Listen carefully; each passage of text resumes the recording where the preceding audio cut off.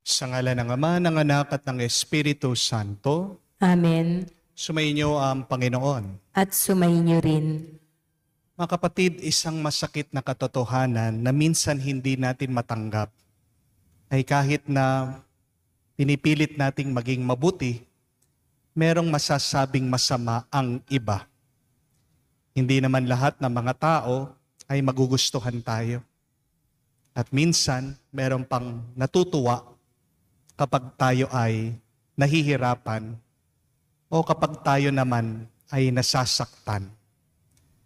Pero kapatid, huwag mong hayaan na masira ang loob mo o mawalan ka ng pag-asa dahil merong mga tao na may masamang mithiin sa iyo.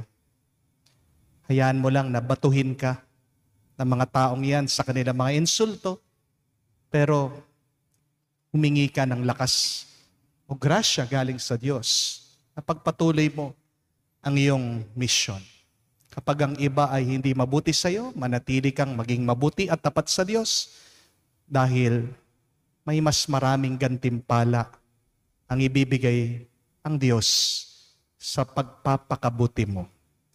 Sa mga pagkakataon na kung saan sinayang natin ang oras natin na nagagalit at naiinis dito sa mga taong binababa tayo, sinisiraan ang ating mabuting pangalan, tayo magpakumbaba, humingi ng tawad sa Diyos para tayo ay makitang karapat-dapat makatanggap sa mga banal na misteryo.